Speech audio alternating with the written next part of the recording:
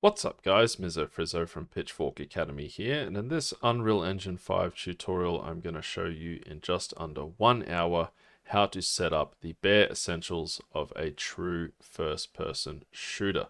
So as you can see here, I've got a kind of first-person shooter, but if I look down you'll see I've got a full character model here.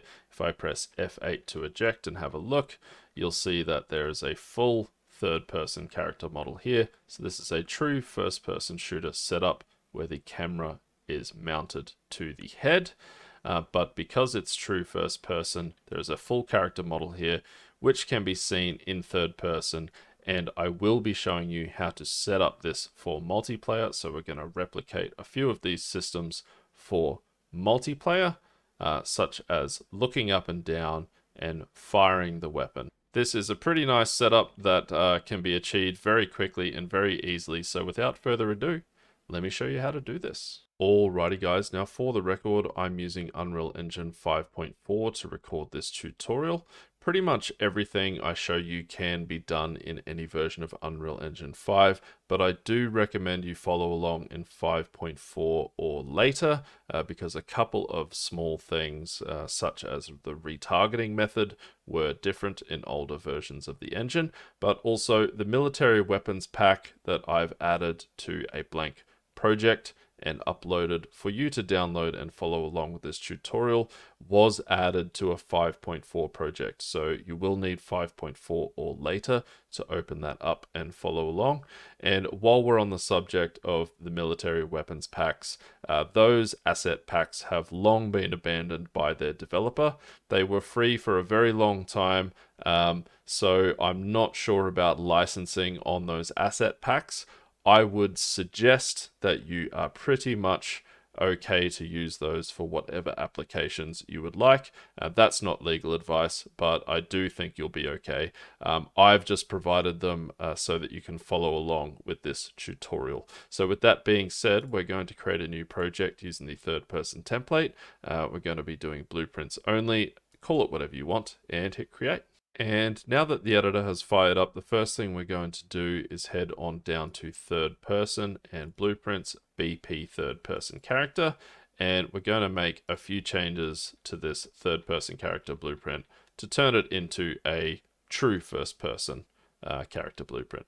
So just to eliminate some confusion, the first thing I'm going to do is select the mesh here and change it over here in the details panel, the skeletal mesh asset, from SKM Quinn to SKM Many. And I'm also going to change the enum class here from ABP Quinn to ABP Many. And that's just because ABP Quinn is a child of ABP Many, so we'd have to make all of the changes to ABP Many anyway. So just to eliminate confusion for some of you who might be beginners, I'm going to be using SKM Many and ABP Many. So with that being said, the next thing I'm going to do is take the camera boom here and drag it onto the mesh. And then now that the camera boom is parented to the mesh, we can select a parent socket over here. I'm going to select the head and I'm going to zero out the location and the rotation. And now what we're going to do is change the target arm length of this camera boom to 0. And how we're going to position the camera now is with the socket offset on the camera boom here. So for many, the figures I've found to be good is 15 on the x-axis and about 8 on the z-axis. And you can sort of see where this positions the camera based on the end of that little line there. You can also select the follow camera, and wherever the widget is, that's the little gizmo here. That's basically where the camera is positioned. So it's maybe a little bit high. I might drop it down by another 2 units on the z-axis to 6, and that looks pretty good to me. Now, the reason we're using the camera boom is in case you want to make use of settings within the camera boom, such as camera lag down here. I wouldn't recommend it unless you kind of know what sort of effect you're going for, so I'm not going to touch those today, but that's the reason why we've kept the camera boom there. The next thing we need to do to make this sort of act more like a third-person character, a true first-person character, is if we hit play here, we can look down and we are looking around from the position of the head. But if we turn the camera, it can just turn all the way around. It doesn't turn the character. And also if we move, the character will rotate depending on which direction you move the character. So we can change that right now by selecting the root here, and we can search for yaw, and we can check use controller rotation yaw. This means that the character's rotation will depend on the rotation of your camera, of your controller. We can also search for orient and uncheck orient rotation to movement, and this will stop the character from rotating when you know, in the direction that your character moves in, like it does in the third person template. So now if we look down and we turn, the character will turn with us. And if we move side to side, whichever direction we move, the character will just face in the same direction as the camera. Very nice. The next thing we can do is make our character sort of lean forward and lean back to look up and down. So instead of looking down through our own body like this, the character will sort of bend forward and look down. How we're going to do that is in the animation blueprint.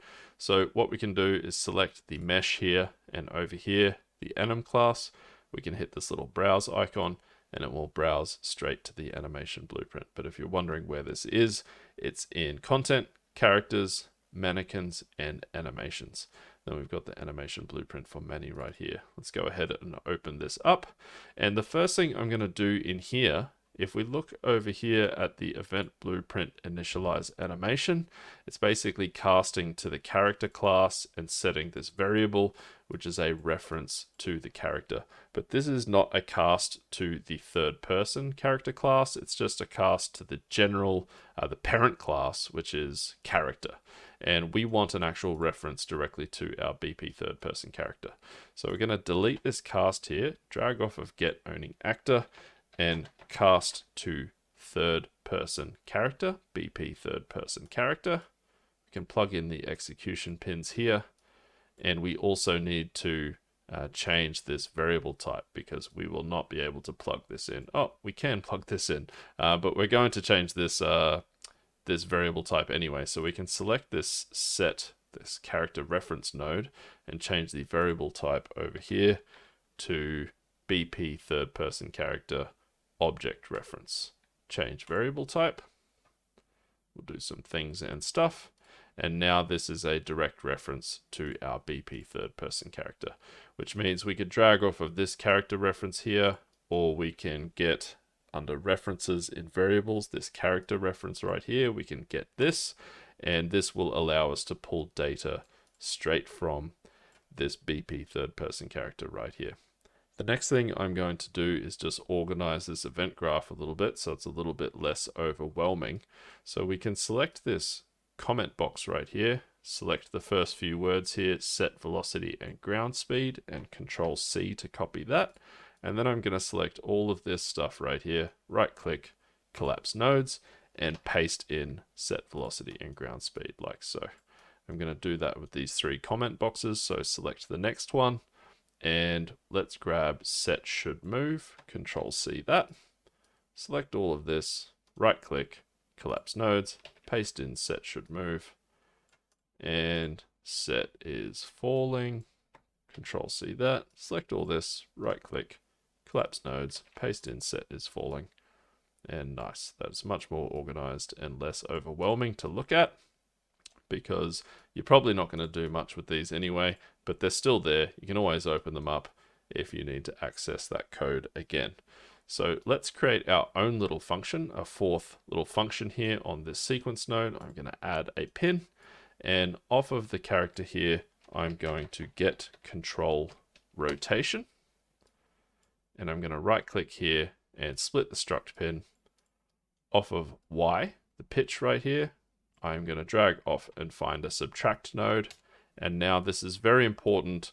You need to plug this into the second pin here. So you can hold control and click and grab this and move it onto the second pin. And we are going to put in 360 here for 360 degrees minus the Y. So 360 minus the Y. This is very important because I've noticed people have messed this up in previous tutorials. 360 minus the Y. We can drag off of here, and we can also multiply this by -1. And we can also check if this is greater than 180. And we'll drag off of here and get a select float. We'll plug this one into A and this one into B.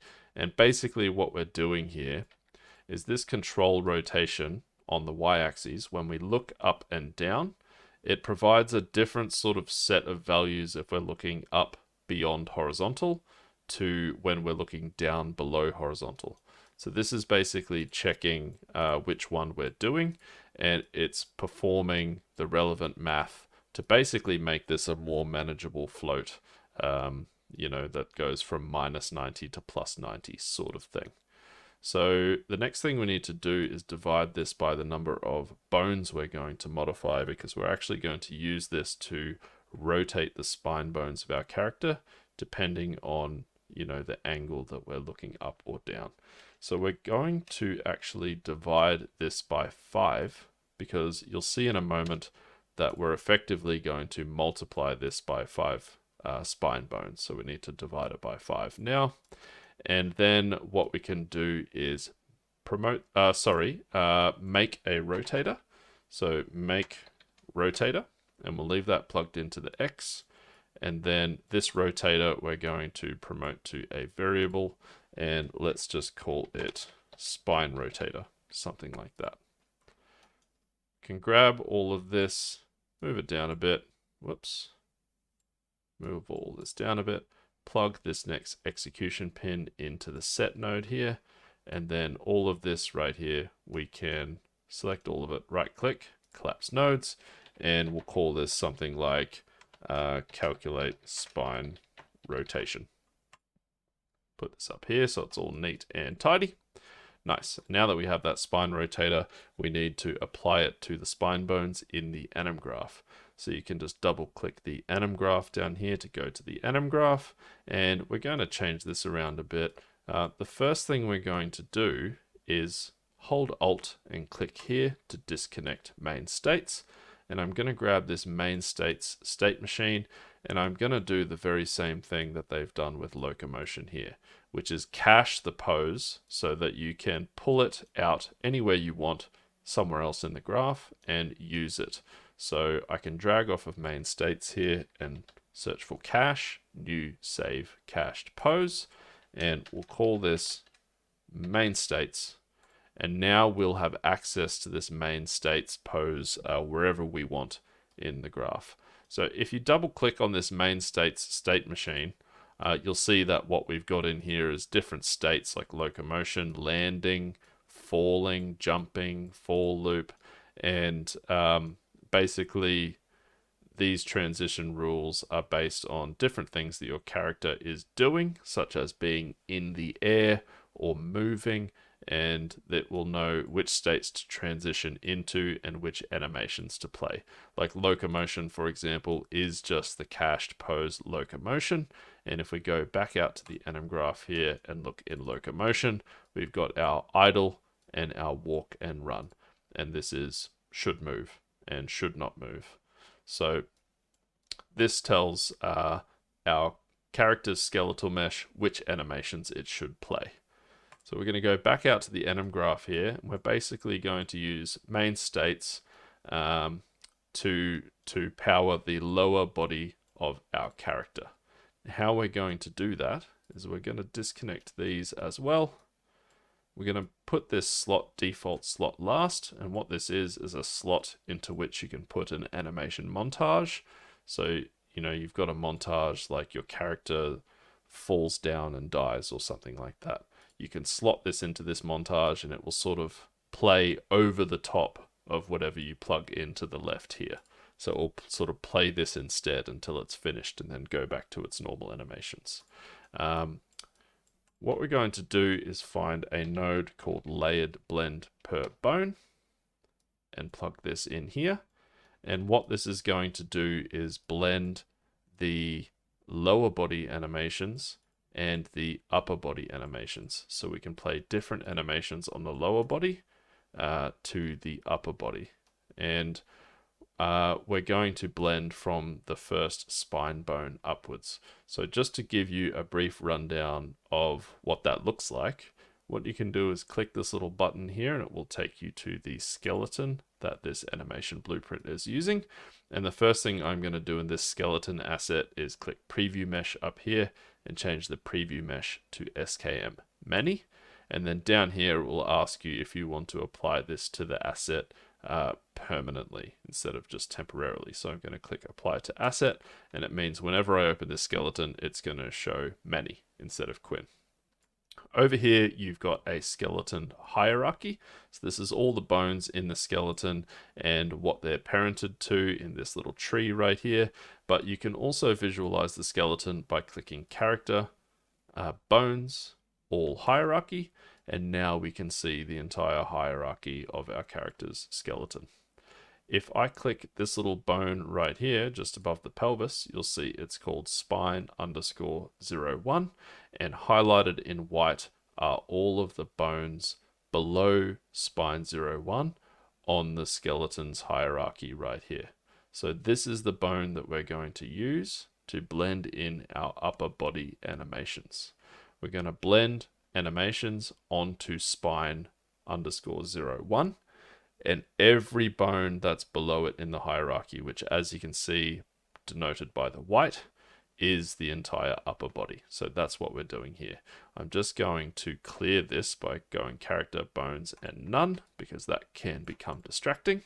And I'm going to head back to ABP many, and with the layered blend per bone here selected, over here in under config, I've got the blend mode as branch filter. I'm going to drop down this layer setup, drop down this index right here, and under branch filters right here, I'm going to add one array element. I'm going to drop down that element, and in the bone name here, I'm going to put exactly spine_01, the name of the bone that we want to blend below. We can leave the blend depth as 0, and we can check mesh space rotation blend and mesh space scale blend. And now that that is done, what we can do is take this control rig node, which is just for the feet IK, and we can plug this into the base pose. And I'm also going to get main states, use cached pose main states. So this is, as I was saying before, just pulling this pose that we've cached right here, main states, plug it into the control rig node right here. And this is the base pose. So if we hit compile now, we'll see, because nothing is plugged into the blend poses 0 right here, that nothing is blended into the spine, the first spine bone upwards. So he's just doing an A pose. So that's a really good example of that blending in action there. But what we can do is just duplicate this use cached pose main states, plug it into blend poses 0 and hit compile, and he will go back to normal. So this is blending the upper and lower body, but it's essentially blending the same thing into the upper body as it is the lower body.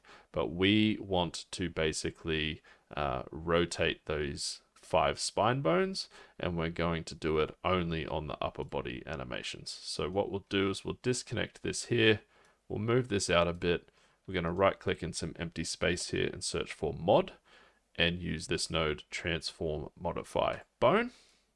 And we're going to make some changes to this, and then we're going to duplicate it 5 times, so we've got one for every spine bone. So we're going to select this node, and over here, what we can do on this translation pin right here is uncheck expose as pin, and this unexposes translation as a pin. We'll keep rotation, but we want to change rotation mode to add to existing.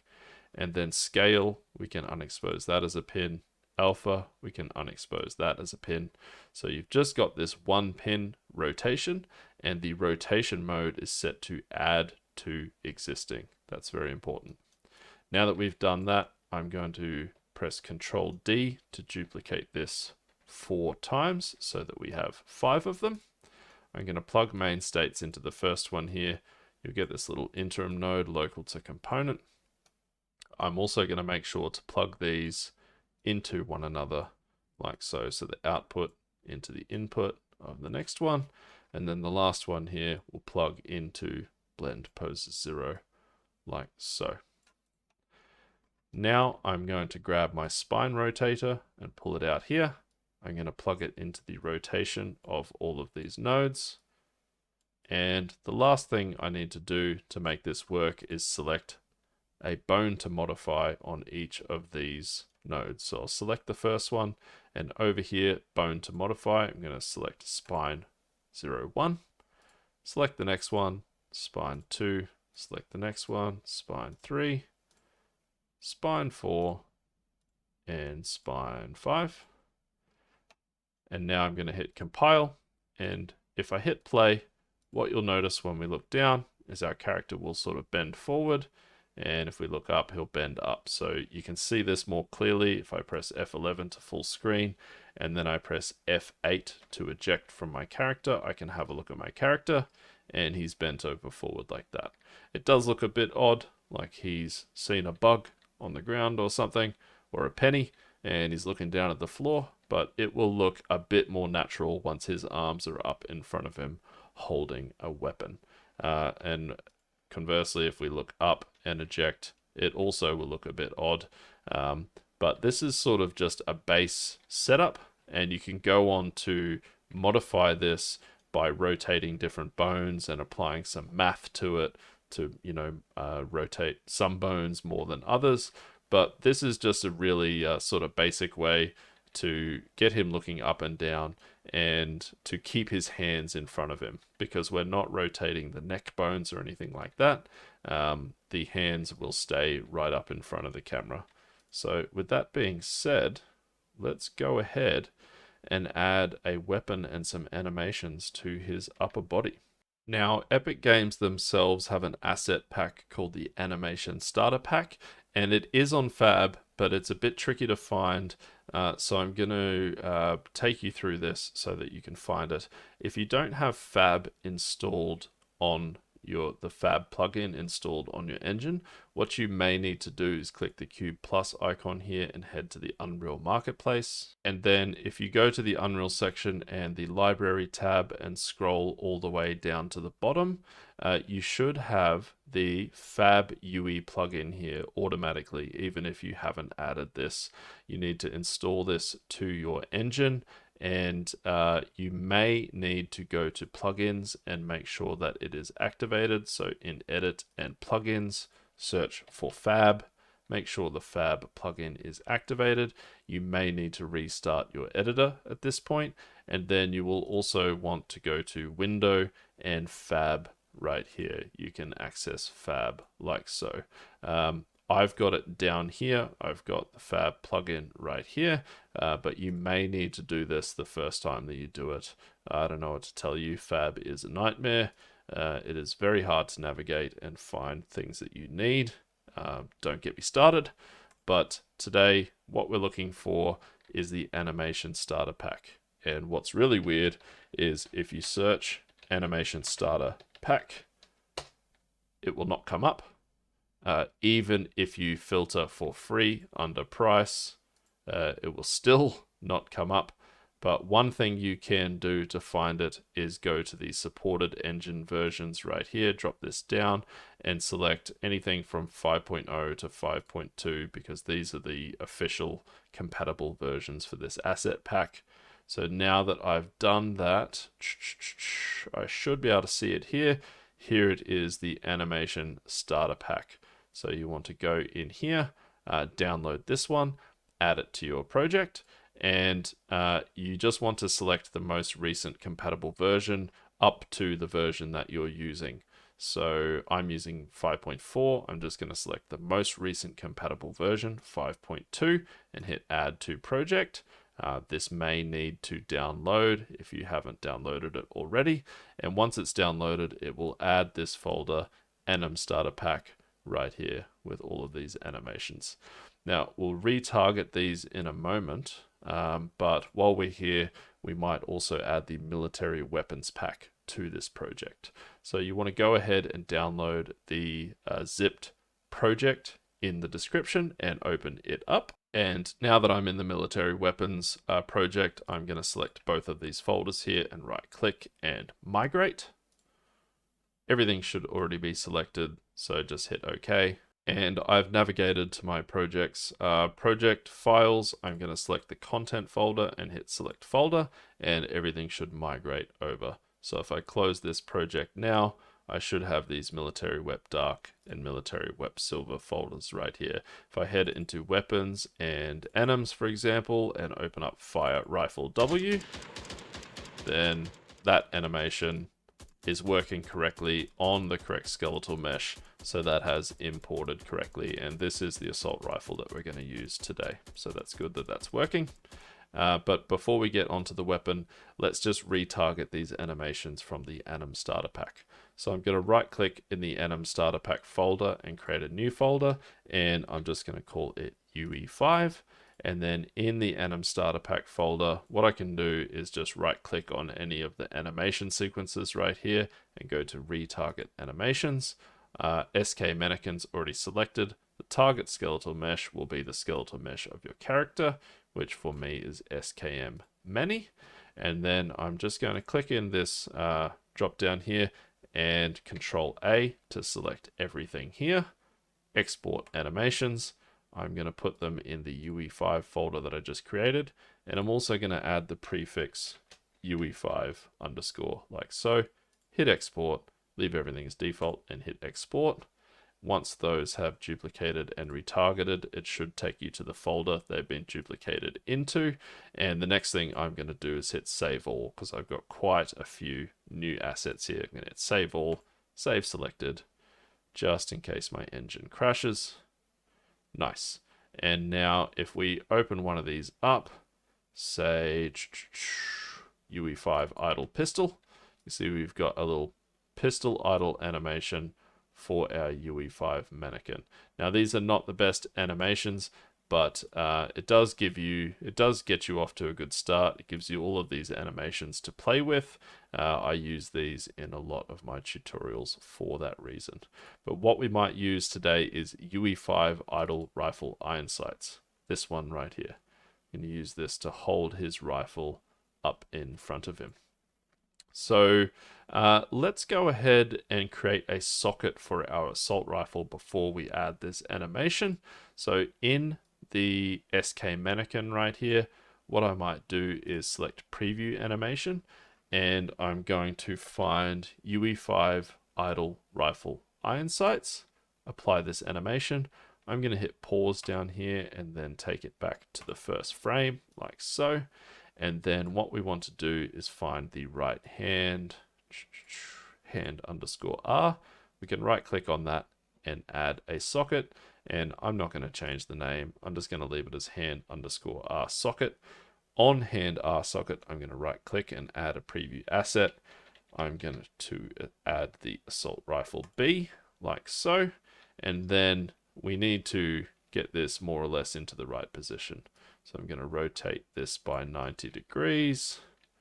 Nice. And it doesn't have to be perfect, but I'm going to turn off grid snapping and rotation snapping. And I'm just going to move this more or less into the right position. I'll show you a little bit about editing these animations to make them look a bit better. We're not going to go super in depth with it, but I will show you how to edit animations. I want to keep this assault rifle the same size that it is.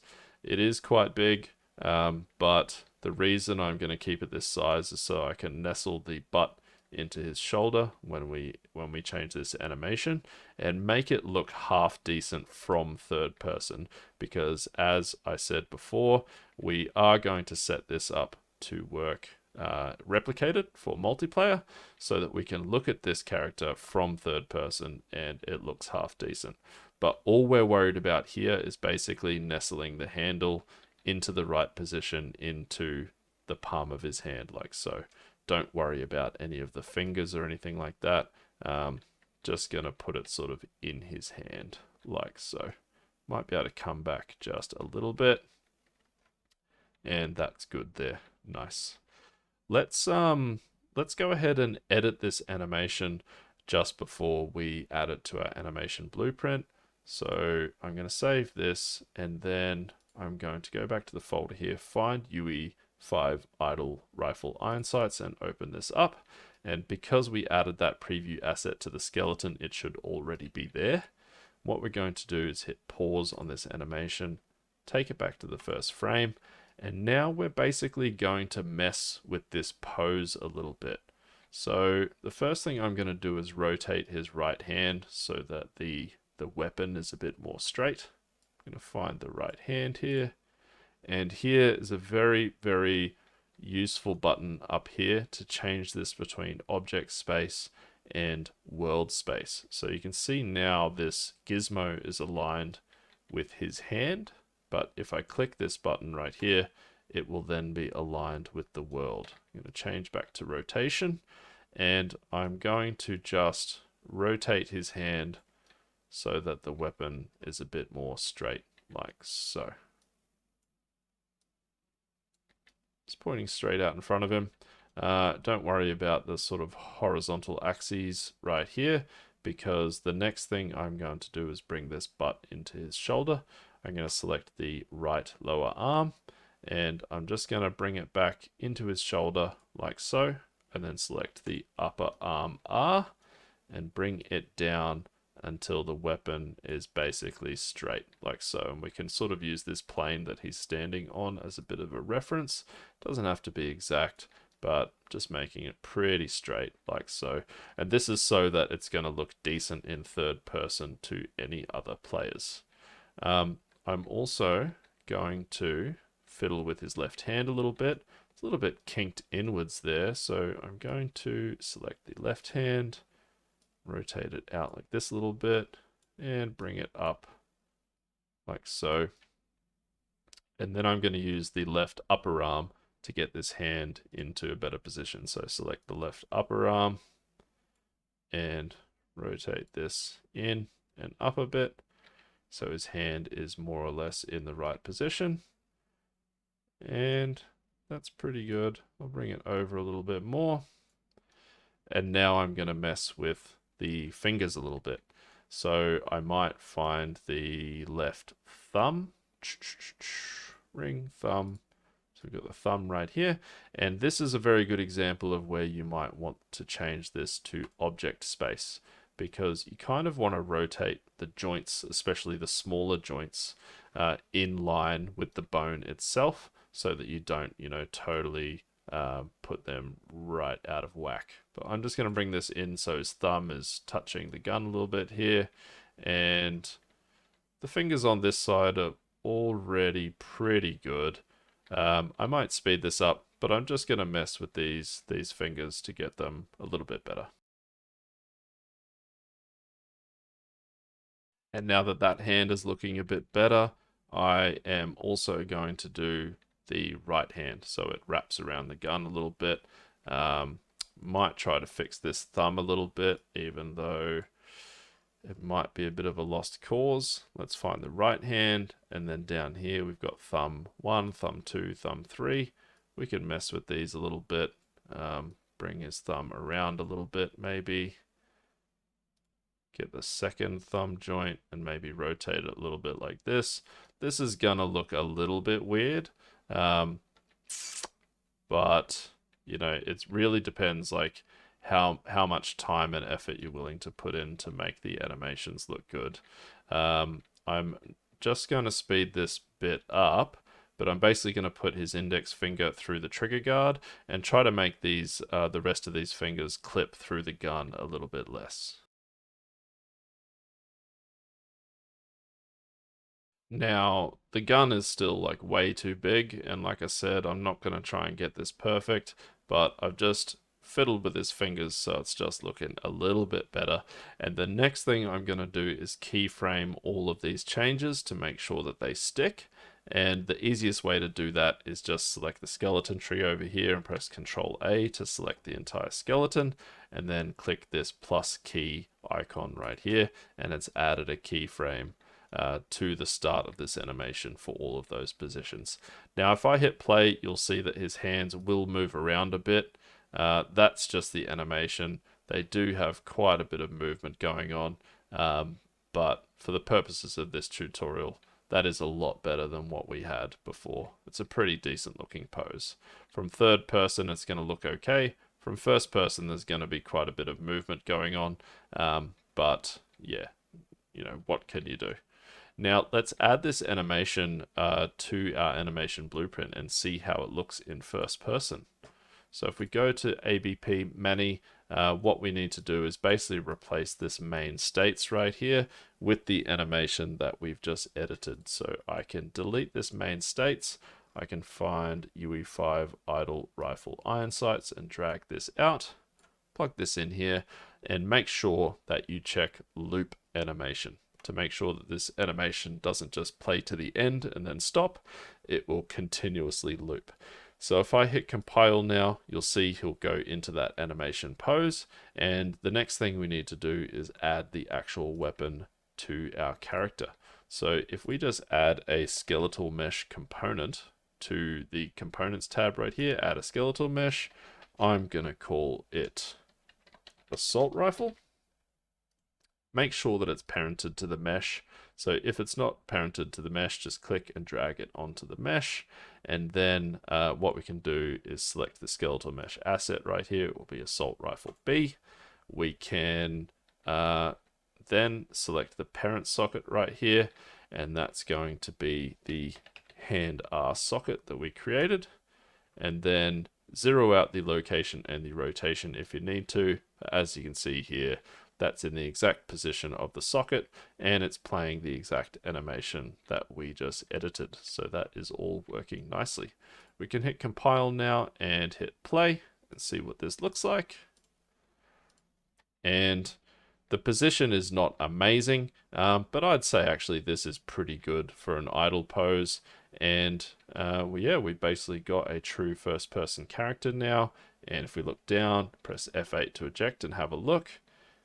He's looking down, pointing his gun down. So if you imagine he's on maybe the edge of a building or a cliff and he's looking down and firing, then this is not a terribly unnatural position to be in. You could improve this a little bit, but it's pretty good for how quickly we set this up. If I look up and eject, again, this looks pretty decent for how quickly we set this up, and you can always work on this and improve this. Nice. Let's add some really basic firing logic so that this guy can shoot his gun. What we need to do is go into our third person character and the event graph, and I'm just going to very quickly set this up in a very quick and hacky way. This will not be the most advanced firing logic, but like I said, this is just a nice base, very quick setup to, give you the feeling like you're progressing very, very quickly. So we're going to right click and find the left mouse button. And the first thing we're going to need to do is create a Boolean and set a Boolean here so that our code knows whether we're still pressing the left mouse button or whether we've released it. So we can add a variable and we'll call it B firing ? And leave that as a Boolean. If this is not a Boolean for you, you just need to open this up and change it to Boolean. And a Boolean is just a true or false variable. If we compile now, because we are not able to set a default value unless we compile. If we compile, we can then select B firing and check that the default value is indeed false.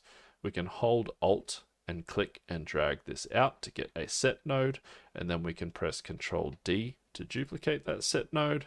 We'll plug one into the pressed, one into the released, and we will set it to true when we press the left mouse button. Nice. What we might do is just put all of this logic right here. So what we're going to do when we fire is we're first going to check if we're still firing. So I'm going to hold Control and click and drag out B firing to get a get node. I'm going to drag off of here and get a branch. And then what we're going to do is play an animation on our assault rifle skeletal mesh component. So we can hold Control and click and drag that out. And then we are going to play animation on that skeletal mesh like so. The anim that we're going to play is Fire Rifle W, but these two weapons packs, some of the animations have the same name, and you want to make sure you're playing the correct animation for that weapon. So we got this assault rifle from Military Web Dark. If we go into weapons here, assault rifle B, and then anims, this Fire Rifle W. This is the one that I opened up earlier to check. This is the animation that we want to play on our assault rifle. So we can close that, but with this animation selected in the content browser here, what we can do is go back to our BP third person character and click this little arrow right here, and it will use the asset from the browser selection and insert it right here, Fire Rifle W. Nice. And now that that's done, what we're going to do is just make a very basic loop, which will be a very sort of rudimentary full automatic firing logic. So we can drag off of here and get a delay. I'm going to leave it on 0.2 seconds. And then after that delay, we're going to loop back to this branch right here. And I'm going to double click on these execution lines to get some reroute nodes and try and keep this neat and tidy. So basically, after 0.2 of a second, what it's going to do is check if we are still holding the left mouse button. And if we are, it's going to play the animation again, and it's just going to keep playing the animation. So we can have a look what that looks like. Hit compile, hit play, and now when we press the left mouse button, it will fire that weapon like so. Nice.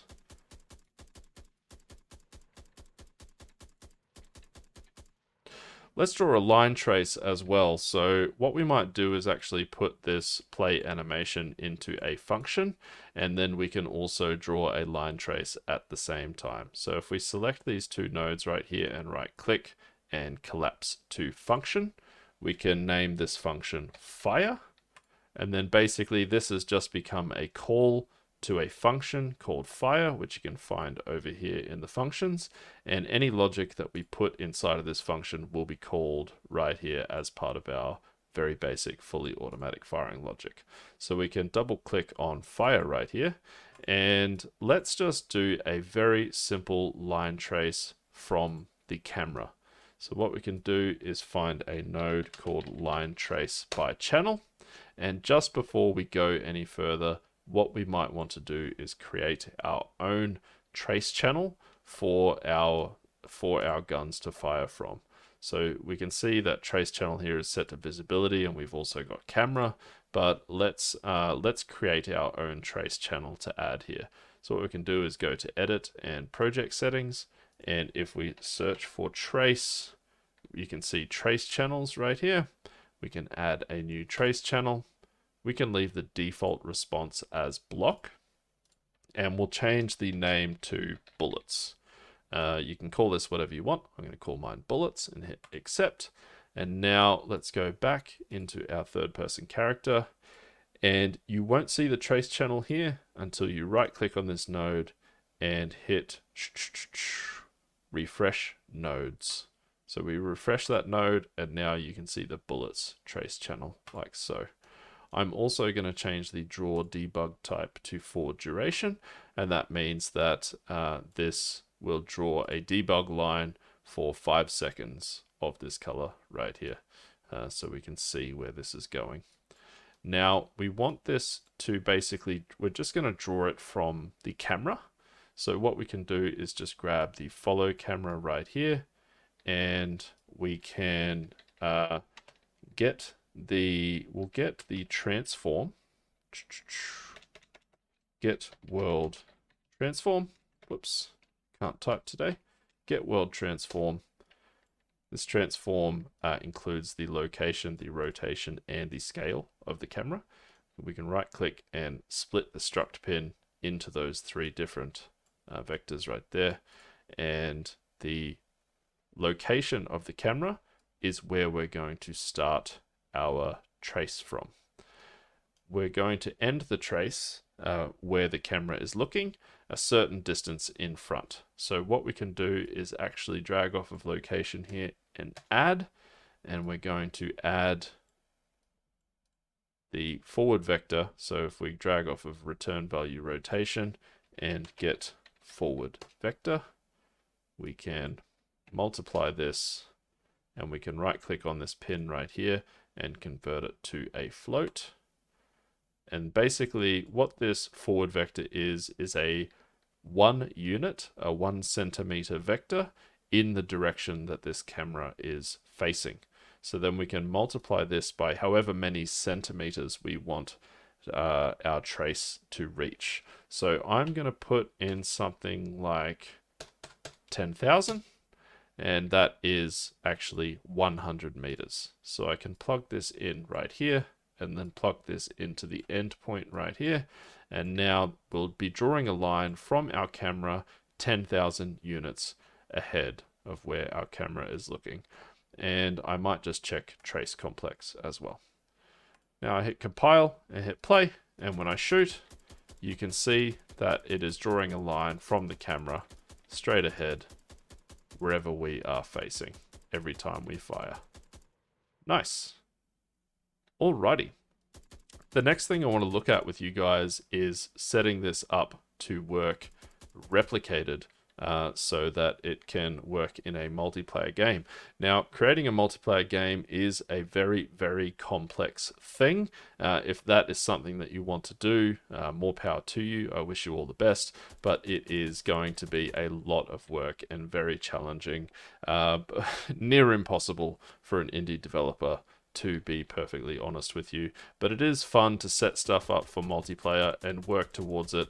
I have seen people sort of create multiplayer games and test them with their friends, and they've put a lot of time and effort into them, and they are very cool, but it is a lot to undertake, because basically you have to dictate what code is run on the server, what code is run on the owning client, and what is replicated to all of the other clients, so on and so forth. It's a lot to do, but I'm going to show you just basically how to replicate this spine rotation, and the animation on the weapon, and the line trace. So it shouldn't be too hard, but the first thing we need to do is set this pi up to simulate multiplayer.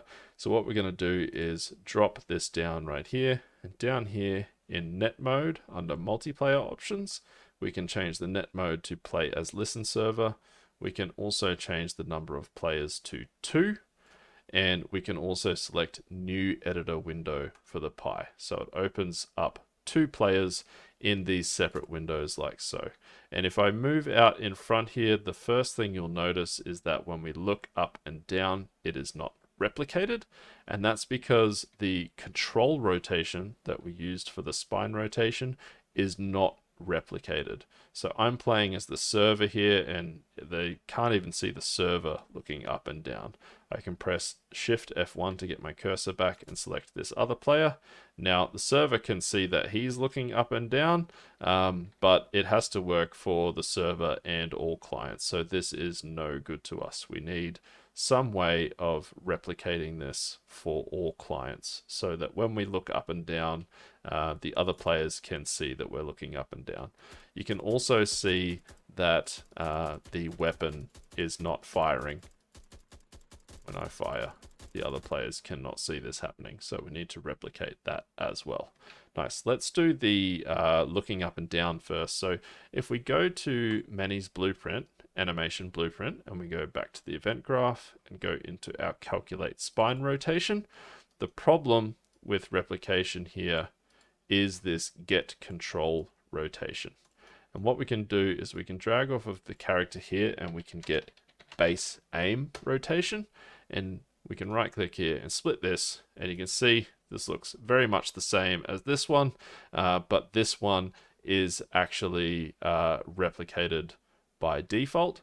But the problem is if you just swap this one out for this one, it creates this kind of jittering effect. So we still want to use control rotation for ourselves, but we're going to use this one for the rotation for everyone else.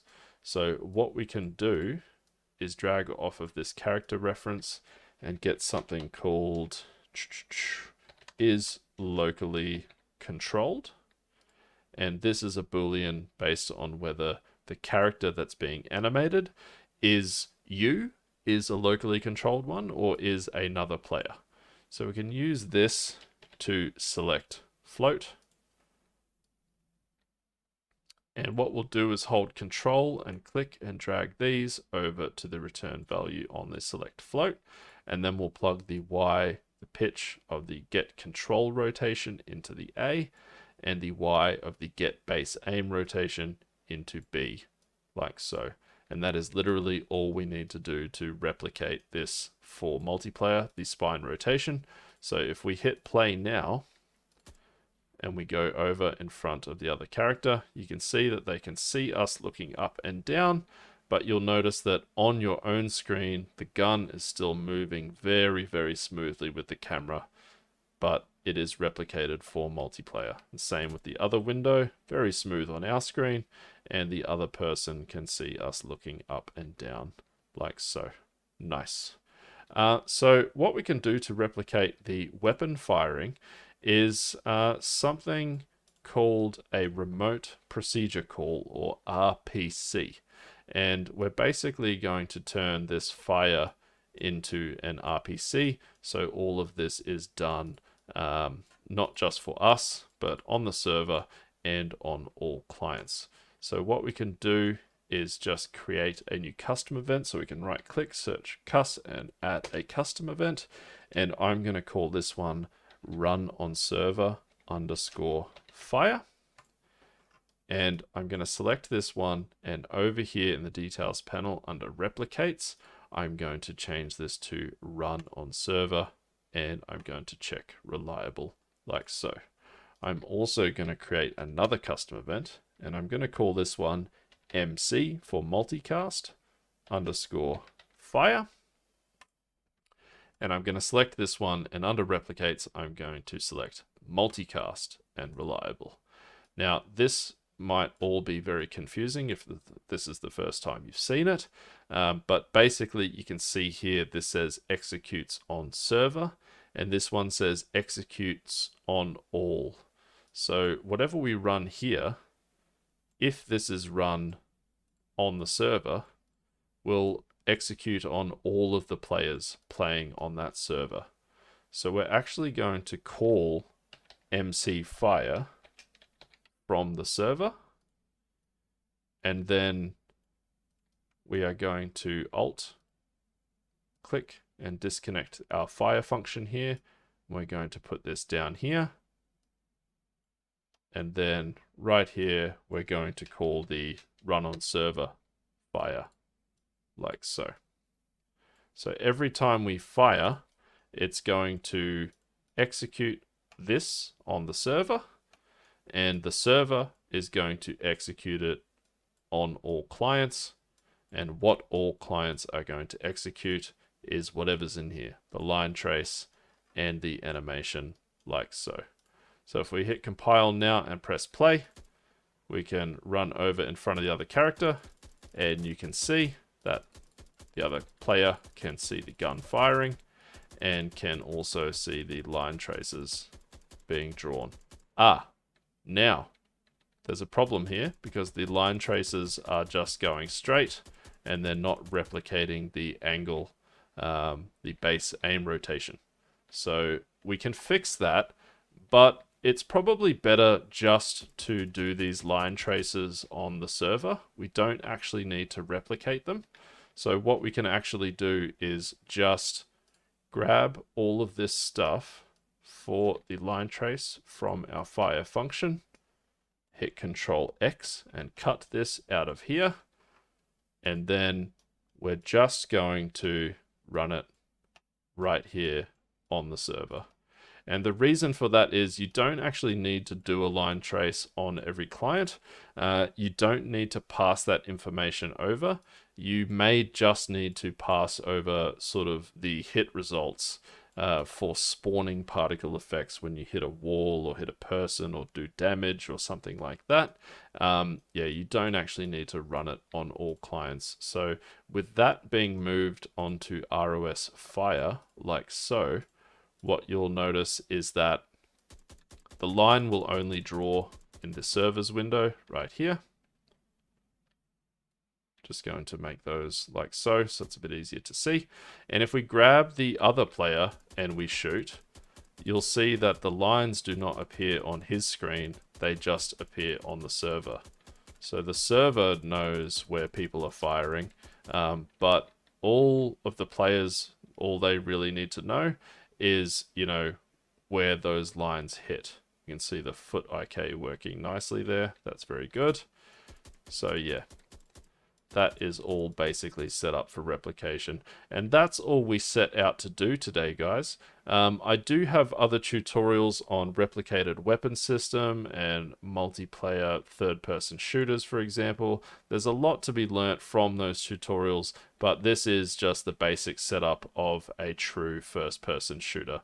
So you can see we've got a full character model here, and because it's a true first-person shooter, we can replicate all of that stuff on the very same character model, and it can be seen from third person like so, and it all looks pretty nice. Guys, if this tutorial has been of any use or value to you whatsoever, please hit like and subscribe, and I will see you on the next one.